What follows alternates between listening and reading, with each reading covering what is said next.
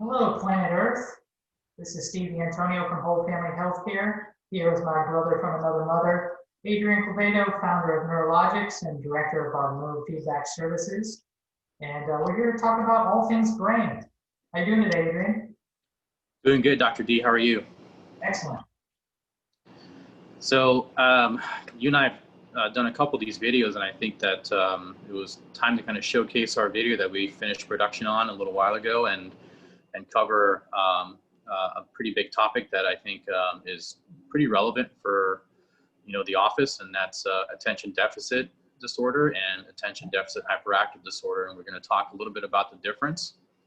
We'll talk about what NEUROLOGIX is, and we'll kind of narrate the video a little bit that we did. We'll throw a link up on the email when we send it out, and then we'll talk a little bit about the NEUROLOGIX program at the office, and then we'll kind of talk a little bit about a new thing that we've been doing, perfecting for a couple of years now, but have finally kind of moved it in to the in-home program. And with the with the current environment, the way things are going right now, it's been a pretty good program for people to be able to do this at home. So so ready to jump into our little video here? Yeah, very timely with the circumstances surrounding some people's abilities to get into the office. So yeah, a lot of people will be more excited about hearing about it now because it's very relevant. Yeah, I agree. So this video, we kind of did it just to really more or less have like a high-level view of what NEUROLOGIX is and how it works. And I think that it gives a really good explanation, kind of like from a 50,000-foot view of what NEUROLOGIX is, and it being like it says here, a brain-based program designed to balance your brain. So we get a really awesome look at the new office over in Lake Mary, and I think that being able to cover a lot of what you're able to do in the office and how the services are provided, I think lends to just the overall picture of what whole family healthcare can do as far as being able to provide, more than just it's not just a one-trick pony. So obviously we start off with the brain mapping piece, and that entails doing a 19-channel or 19-sensor quantitative EEG, and that consists of putting a cap on someone's head. We fit the cap, and then basically once the cap is on, we connect it to a pretty sophisticated amplifier that listens to the brain waves, and we use a conductive gel, as you're seeing here, where we put it into the cap, so it's not squirting anything or putting anything into the brain. So this isn't this isn't hurt in any which way, shape, or form. Once a person's connected, then we slide them over to a comfortable chair and connect the amplifier to the cap, and then that allows us to listen. So kind of like a heart, you get an EKG to listen to the heart impulses, and EEG, as you see there on the screen, shows the brain waves. And we look at 19 areas corresponding to different brain regions and on what those brain regions are involved in. And I'll let you talk a little bit about the brain map report. You got me muted. Oh, you want me to talk about it now? So, after the brain map report goes, Adrian does a report of findings and gives very unique information about what is going on with your brain, or if you bring a family member in, what's going on with their brain. So it gives people answers for the reason why, because we always try to look for the cause. It explains the reason why they have the symptoms or the conditions that they do, but not only does it tell them what the problem is, there's actually targeted solutions and therapy for it as well. And in addition, kind of where we come in to support Adrian in this process is we use the brain map report to look at some of the suggested nutrients that correlate with the brain map in the database of what they should be supplementing with to support their brain health. And yeah, we do a good job of customizing exactly what each patient needs, and their needs change over time depending on what type of training they're doing or therapy they're doing, and we support them accordingly.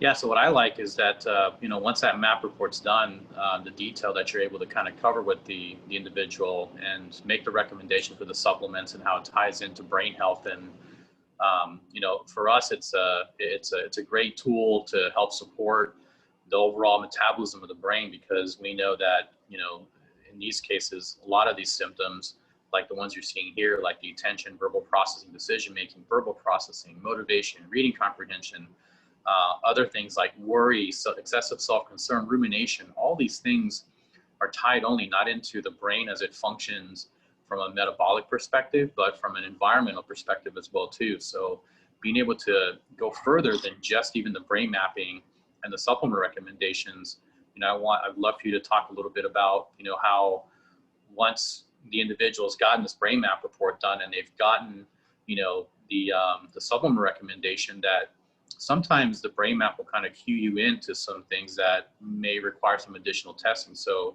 I'd love for you to talk a little bit about the type of testing and why someone would, you know, need that type of testing, like gut testing or other tests that we offer at Whole Family. Yes, I mean, some people got recommended to the office to get a brain map done because they're looking for ways to support the brain, and they're not really interested in doing any more medication.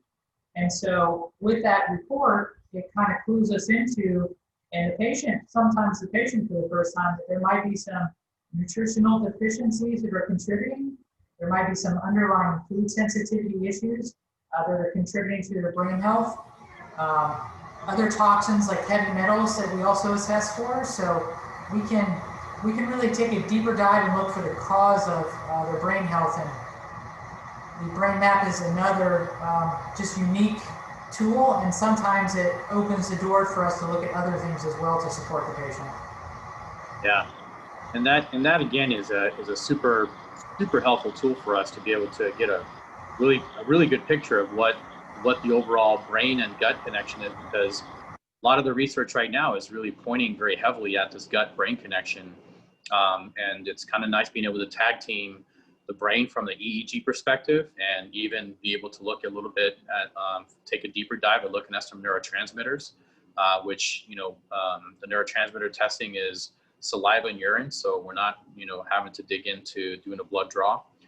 For other tests, you know, I think, you know, samples do entail a blood smear, I think, for the food sensitivity test, and then some other type of samples. But I mean, overall, we get the ability to look at the body as a whole, and it makes, you know, overall outcomes for patient care just that much more significant in the time that I've been at Whole Family. So so a lot of the questions that we get is, you know, how do we do neurologics, and what is it exactly? And NEWROLOGIX is our you know, customized form of neurofeedback, and so it consists of you know, coming into the office and having a technician basically set you up. And the setup is super simple.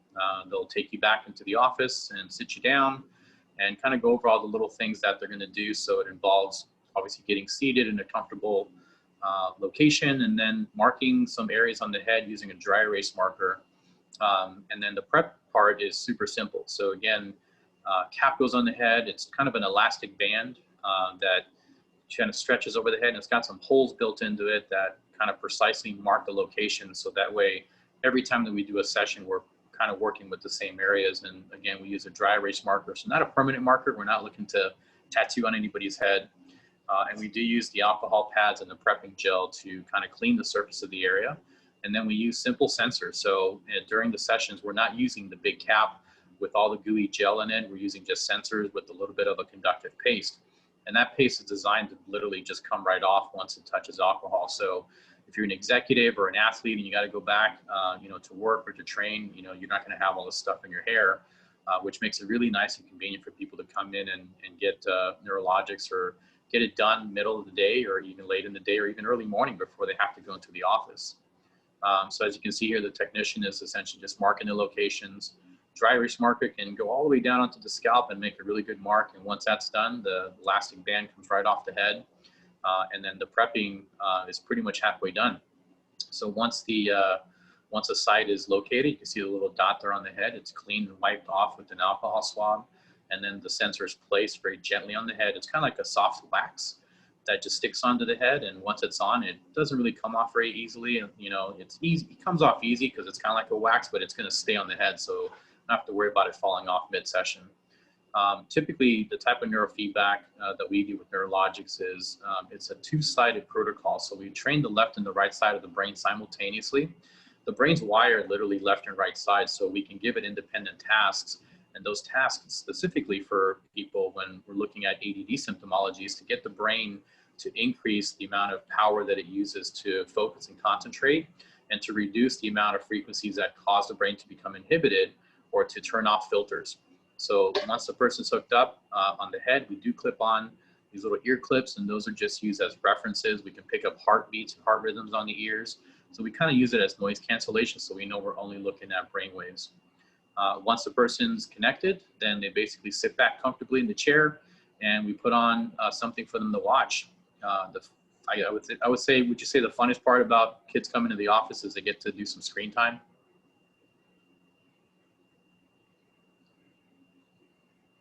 So once the person is, again, connected, then we're just monitoring brainwaves. And you can see on the graphs there, we're showing reinforcements, showing different brainwaves moving up and down as they kind of cycle in and out through attention patterns, through distractibility patterns.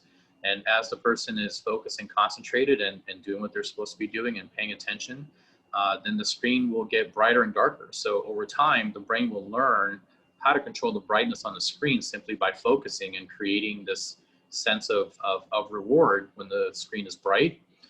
And as we call it a consequence or a mild punishment, you know, the brain will simply recognize that the screen is too dark, and it'll start to focus in a little bit. I don't know how choppy the video is, you know, when we're kind of watching the video here, but it kind of gradually fades in and out. It's not this abrupt on and off that you might be seeing on the screen here, but ultimately, over time, the brain learns how to control the brightness on the screen and rewards it for the pro-attentive brain waves, pro-relaxed waves, anxiety, depression, like all the different things that we can essentially look at that can be classified in a diagnostic manual for mental disorders. You know, we can see all that. And then after each session, we typically go over some results and show the individual, you know, what brainwaves improved, what brainwaves didn't really move, what direction they're going. So we get a lot of good feedback from people, or give people a lot of really great feedback. So that way they can stay informed through the process. And that gives us the ability to then, you know, understand as the progress is happening, what the individual is seeing. And we talk quite a bit. So we get a lot of information about what's happening in the brain. And then we're able to discuss it. So it helps people feel very involved. It keeps people, you know, very engaged in the process. And then once we have that, then we just kind of cycle through the different things. So, you know, and then obviously at the end of all that, we can remap and do a comparison and see, you know, what brainwaves improved, what didn't, and then we can kind of course correct if we need to. But other than that, I mean, that's pretty much the whole process. And the in-home option is essentially the same thing. I mean, we literally get the brain map done in office. So it's one visit to come into the office to get the brain map done. And then we send you home with all the equipment, the hardware, the software, and then we do a training either in office or at home. And then once that training is done, basically you're learning how to put the sensors on, just like we showed in the video here. So you can see it's pretty simple to do. And then once all that's done, we remote in. We're able to log into the computers and monitor the sessions remotely. We're able to troubleshoot and talk to families and give them information. We're able to set up Zoom calls like this one and go over, you know, outcomes and results. So we typically do that at least once a week with the home program. So if Dr. D, if you want to talk a little bit about the home program and kind of cover that, then we can kind of jump in a little bit into detail about why we do it and why ADD and ADHD is a pretty important topic for us. We've walked numerous families over the years through this program, and even the families that get the best results, one of the common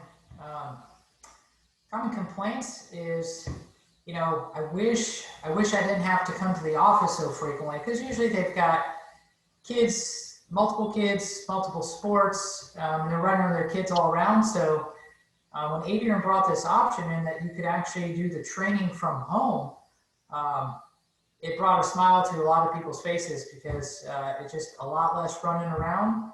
And certainly more opportunity for multiple family members to utilize the technology in the comfort of your own home. So anytime you can cut down on the commute, and we've seen this with the COVID stuff, people have a lot more time to do things and improve their quality of life. And so this is another one of those things that instead of driving to the office, they can experience the brain training in the comfort of their own home, or for executives at their office. It's a great service that you guys added. Appreciate it. No, we're happy to do it. I mean, I think it lends to the timing of everything. I mean, I think we know everything is in its own perfect timing, and so I think that it took us a couple years to develop this program to be pretty rock solid. And so I'd say in the last couple of years that we've been doing it, we've had one minor hiccup, and that was mainly from a language barrier, and everything else has been pretty smooth. So, the first week that we do the in-home program, we log into the computers and we set time apart with families and log into the computers. We go over information with them in detail, and we're there just to support them. And what we found out is we tell people we want to log in and be with you the first week, and we found out very quickly that people are pretty much after the second session going, we got it, we're good. We'll let you know when we do a session, and just give us feedback. So I think it's a testament to just the dedication of parents to learn very quickly and to help their kids, but also to the ease of how we designed the program to be quick and easy to learn in home. And as you mentioned too, the other added benefit to that is that we have the ability, instead of having to come to the office and spend a couple of hours. If you got multiple kids in the household, you can do this in the comfort of home and be able to hook the sensors up. We get the sensors cleaned, show you how to clean the sensors, and then the next person is ready to go. So the convenience of that is that if you have one child and want to do it a couple times a day, you can, or you can do it a couple times, spread out the times before, after school, or in between breaks when you're doing your homeschooling. And it's been such it's hard to describe just how convenient and easy it's been. But I would say that again, just from earlier, the biggest thing that we see really is this ADD stuff that really has just become its own epidemic of just symptoms that just are preventing kids from being able to progress in the classroom. So I'd love for you to talk a little bit about your experience with ADD and what you found in the past with kids, and what kind of leads you to make the recommendation for them to look at doing neurologics. Yeah, it's a tremendous drain on teachers, on families, and on the students themselves. And to be quite honest with you, you probably made this observation too. Typically, when a child comes in with that type of diagnosis, one or both of the parents typically have it at some degree too. So it just opens up the opportunity to say, no, this isn't normal. This is we can actually optimize the way the brain works so that they can get educated. There's less fights at home. And we're trying to give people the best opportunity to reach their God-given potential. And if we can optimize their brain health and optimize the connections in their brain so that they work optimally, not too fast, not too slow, then they have a level playing field when they go to school. Teachers have it easier. Parents with hours of homework and arguing and getting frustrated over it, it just kind of eliminates all that. So extremely effective therapy for individuals and families that are challenged with that situation. Yeah, and you kind of segue perfectly into why we see it. So from an EEG perspective, and we're talking about brain waves, is what EEG is. EEG patterns, specifically the ones that we're trying to target and identify when we're looking at ADD, are these brain waves that tend to look a lot slower. So you see these up here at the top. These are really fast, really intense looking brain waves. And then towards the middle and towards the back, we have these little spots here. If you can follow my mouse here, there's a little spot where the waves just kind of look like they slow down. They get very big and archy. You see a whole cluster of them right here. these are slow waves, and when those slow waves infiltrate the frontal part of the brain, then that's when we see ADD symptoms come into play, and that's what we call, the technical term is cortical slowing. And that slowing is what creates inhibition in the brain and those networks that are involved with attention and focus to become less effective. And so when we're looking at brain waves, this is this is the live view of the brain as it's processing all this information. And what I did here with this, I'm going to just kind of narrow it down here to just the high points here. And then I'm going to stop the rotation here. So this is the front of the, so we're facing the front of the brain here. So if we kind of scroll down here, this is the top of the brain. The bottom part here is the front. So let's do this to make it super simple. We're going to rotate this around. There we go. So this top portion here, this is the front part of the brain. So this is the frontal areas. This is the prefrontal cortex. This is the frontal cortex. And this is kind of moving into the middle parts of the brain where the motor and the sensory strip in the brain are. But if we isolate just the frontal lobe of the brain, we can see that this particular brain of this individual has this really, and this is, we're looking at the theta frequency. Theta is a frequency that is a slow wave. Delta and theta are considered slow waves, and they're the slowest because they're the most efficient at basic functions. So like breathing, heartbeat, maintaining, inhibition, controlling, suppressing the brain. Delta and theta are very good at that. But too much theta, specifically in the frontal areas of the brain, is when we see these symptoms of ADD show up very, very heavily on a lot of psychological test batteries and testing in particular. We see that ADD has a very dominant characteristic and feature that is pretty synonymous with excessive frontal theta. So when we see this excessive frontal theta, that kind of cues us into understanding that the brain in this particular location and these particular parts has been starting the slowing process. And that is what that learning and that taxing part of learning, where that comes from, because the brain literally can't turn on the filters to block out all the external stuff going on in a classroom, at home, in environments, brothers and sisters that just pester or bug, kids while they're trying to study and learn. These are the parts of the brain that are most heavily affected. And when we see this, I'm going to amplify the signal here a little bit, and I'm going to do this just so you guys kind of have an idea of what we're looking at. So the brain really cycles in is very, very quick and rapid. So this is the brain at 300 millisecond speeds, and you can see how quickly those patterns fluctuate and change. If we smooth out everything and take the averages, and we can kind of see that we start to kind of identify that there's a certain part that really has this high concentration.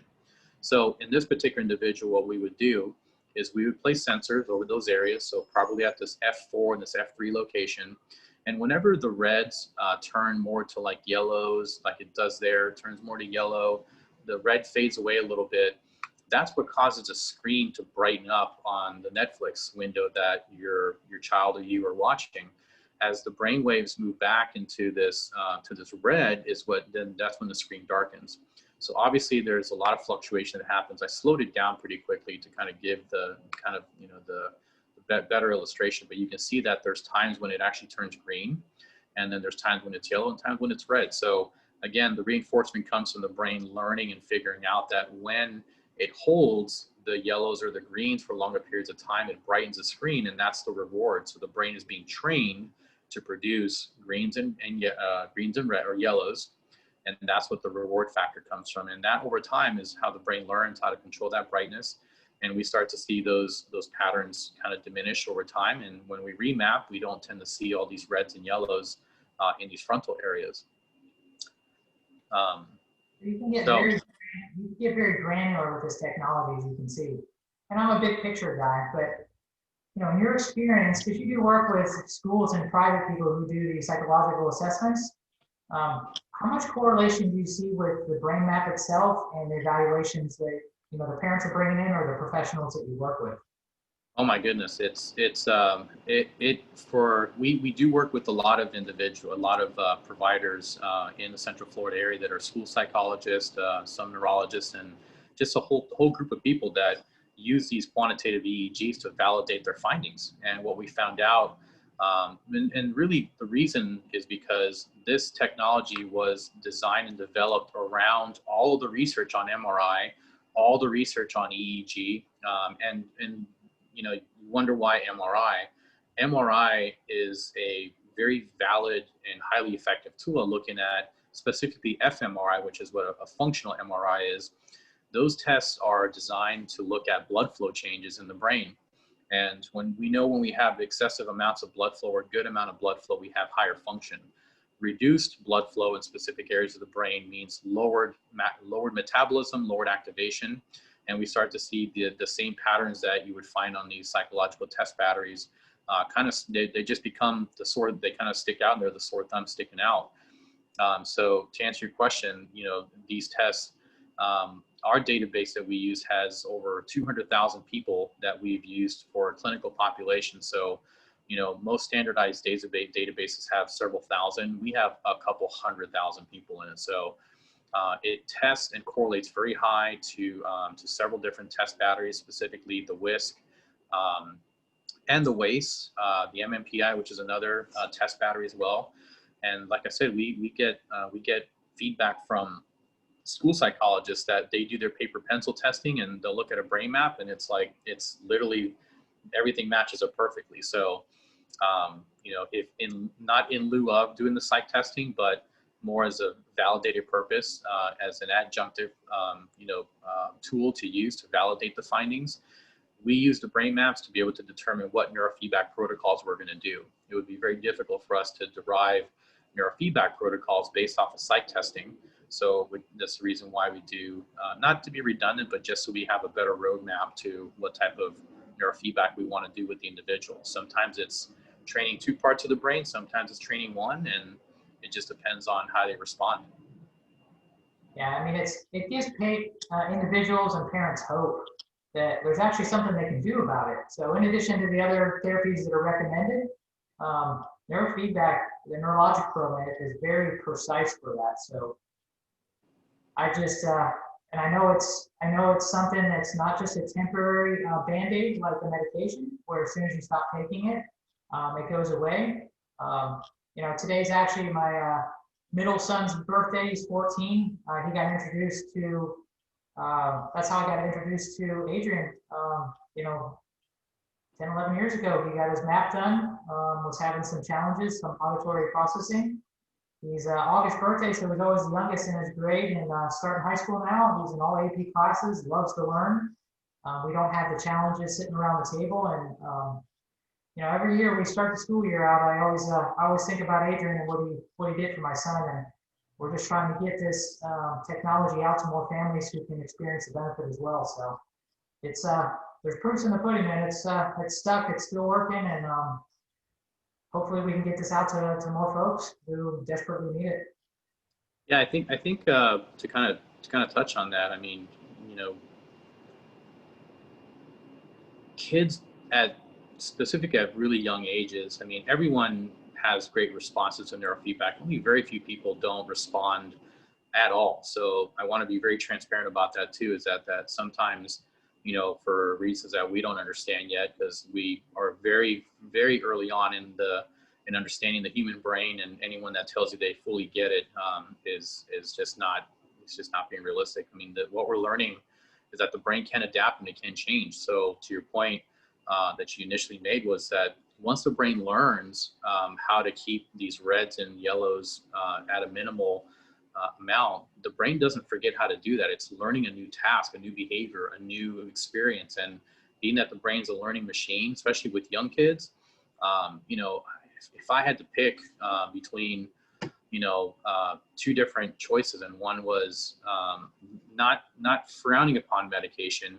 It's necessary when it's needed, and I'm a start component or a proponent for medication at the right time. But knowing that there's an alternative in the initial phases to really pull back the onion and see what's there, I would look at something like brain mapping to give me answers. I would look at food sensitivity testing. There was one I remember. I think it was even like at the very beginning, one of my first families that I worked with at Old Family, they had come in for an ADD assessment, and you did a food sensitivity test and they were off the chart sensitive for broccoli, and we got rid of the broccoli in the diet. The mom was stuffing them full of broccoli and got rid of the broccoli, and the ADD went away. So, you know, we can look at the brain and see that the brain has these ADD patterns, or if it doesn't. And then when we see that there isn't those patterns, that's when I go, hey, Dr. D, I can't really see these attentive patterns not present. So, you know, using the brain mapping just in the initial phases, just in the initial part in the assessment, I think is such a valuable tool to rule out things that may or may not be there. Because yet this ADD diagnosis is thrown around just because of the amount of symptoms that it meets. But what a lot of people forget is that those networks in the brain that are involved with focus and attention, they have to receive the information correctly. And if the brain's not decoding the information correctly from visual or auditory or memory centers, are not sending the information appropriately to the frontal areas to process these focus patterns, then it's not receiving the information correctly. You're baking a cake without flour. And that's the problem with a lot of these diagnostic assessments with ADD, is that we're quick to throw medication at a child who's exhibiting these symptoms, but we don't really dig deep and look at the root causes of what may be causing those symptoms. Symptoms are just outputs. We don't really know a lot of times what those outputs, where they come from. And imagine being a child that has visual processing problems and you can't decode visual information correctly in a classroom full of children that are paying attention and getting it, understanding. How frustrating is that for a child to not be able to focus and concentrate? And then we start seeing behaviors of acting out and you know, oppositional defiance and goofing off and all these other things that are byproducts of not being able to focus and pay attention in class. But it has zero to do with those attention networks sometimes. And that's what the nice part about doing the brain mapping is that it will help us identify where specifically in the brain, what's feeding in and what's coming out of those parts of the brain that are involved with focus and attention, and are they working correctly? And if they're not, that's when we get in there and dig in with the neurofeedback using our NEWROLOGIX protocols to really kind of extrapolate and pull out those frequencies that are causing the disruptions. So yeah, I mean, you know, I think ultimately the point in this video, in this conversation, is that ADD is not what we've always thought it was. There are a lot of other things, root causes of ADD. Dr. D is fantastic at looking at underlying symptoms related to gut imbalances. And as we know now versus what we knew even 15 years ago, is that there's so many neurotransmitters that are made in the gut that are required by the brain to produce. I mean, produce emotions, to produce feelings and thoughts and concentration. And, you know, even things like low serotonin can increase pain thresholds. So, I mean, all these things, all these neurotransmitters being made in the gut, if we can rule out that it's not a gut issue by doing some testing, and then we can rule out, you know, that it's not the brain waves, that, you know, we can keep digging and find out where it's coming from. So, you know, and then if all else fails, you know, and I don't know if I'm, you know, deviating off course here, but, you know, I've had kids, unfortunately, that just benefited from medication. But the parents, they did everything. They did the food testing. They did the sensitivity testing. They did, you know, inflammatory marker testing. They did brain mapping. They did neurofeedback. I mean, they did everything that we could possibly do. And none of those things that we did caused any liver damage. It never created any toxicity. It never created any appetite, mood changes, or symptoms that are just sometimes, you know, it's just, I don't know. It can make things worse sometimes without looking at all the options, is all I'm going to say. Well, you know, as a parent, you know, never leave any stone unturned. You know, you did the best for your child or for your individual situation. You know, we do this on adults all the time as well. So, Adrian, let everybody know how they can schedule their brain map or contact the office to learn more. Yeah, of course, pretty easy. I mean, the staff is fantastic at answering any of your questions, and I would definitely call at least to ask questions about the brain map and the neurofeedback. You can get questions answered about cost and time. But ultimately, visiting www.wholefamilyhealthcare.com or calling the office at 407-644-2990. And then obviously following us on Facebook.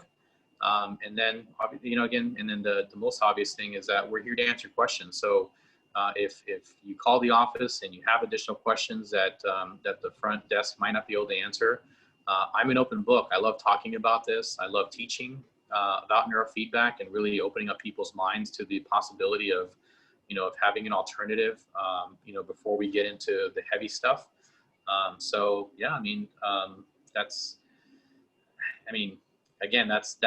Those are the first steps that I would take. And I know I sound very biased sitting on this side of the computer, but I've been doing this for 22 years. My background's in mental health. I have degrees in clinical psychology, and this is what I chose to do. And this is the only thing I do. I left doing mental health practice and being a therapist because I found that this, not replacing it, but as an adjunct. I do refer out sometimes for mental health things when I have kids that are struggling with behavior problems after we do neurofeedback, because they just need a little bit of help. But I found that this is where my passion was, and this is what I do. So this is all that I do, and I'm very lucky and fortunate to be at Whole Family, where I've got such an amazing support staff and group of people and providers, medical providers, that just literally we talk about how we can help people all day long throughout the office. I mean, that's what you hear when we're walking through the hallways and we have, people that we're both working with. We're talking about strategies on how to help that person even more, how to enhance, their outcomes. And that's the environment that I've always wanted to be in. So I'm very grateful to you, Dr. D, for opening this place and for keeping it going through everything that's been happening this last year, and just giving me a home to be able to do what I love to do. So thank you again. I appreciate that. And that's all I got. You're a tremendous resource for all things related to the brain. We love having you as part of the team. So thank you very much. Yep. So again, if anyone, if you have any questions, call the office again at 407-644-2990 or visit us at wholefamilyhealthcare.com. Dr. D, thanks again. I appreciate it. Until our next videos, good seeing you. Good talking to you. Nice talking to you. Take care, Adrian. Thank you.